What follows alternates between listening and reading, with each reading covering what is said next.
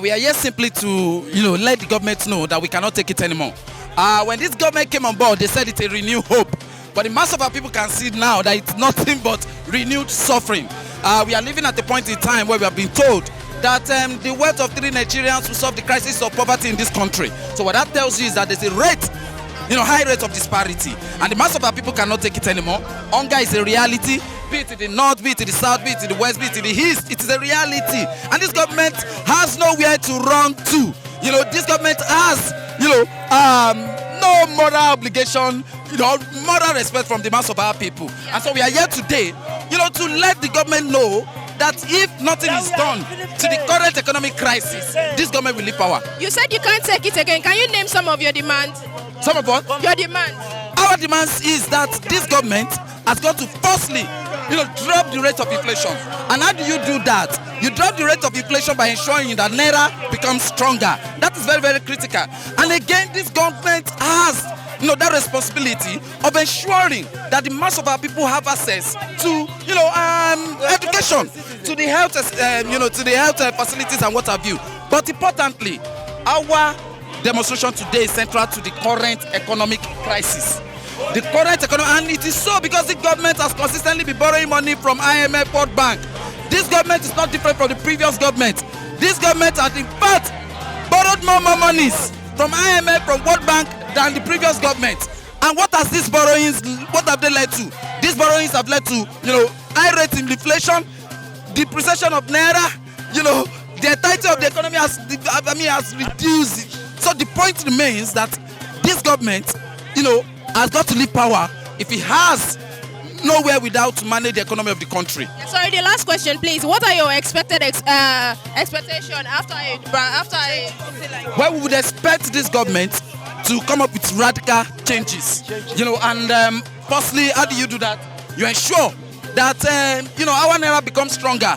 And the best way that you can do that is to ensure that there's no more borrowing. Of course. But as of yesterday, we are still reading it, that this government is set to take another huge amount of money from World Bank, another loan. So what that tells you is that we have a government that is clearly irresponsible. We have a criminal government in power. We have a government that they see loans, as a way of stealing, the lots of the mass of our people. So if this government do not address those things, and as a matter of fact, people like us, we have no illusion that this government will address the economic situation we are facing. The country is in a straight comatose state, and this government has, because you would have thought that this government would have stopped any form of borrowing. But as of yesterday, this government was still considering to take more money from World Bank. So for us, the entirety of the removal of oil subsidy, which is part and parcel of why we are here today. How do you remove oil subsidy when you do not have refineries? These are criminal elements that we have in power.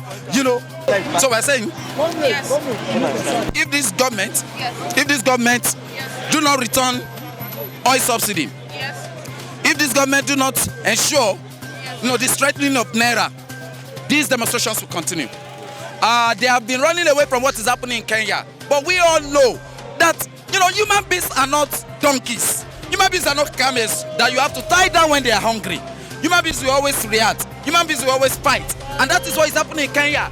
This government thought that, in Kenya, at first the government thought that the people do not have power. But right now we know that Kenya will never remain the same because the mass of the people stood out. The mass of the people came out. And right now, Kenya youth are the owner of Kenya, not even the president. So we are warning this one here. We are warning this one in Aso Rock. We don't want a breakdown in law and order.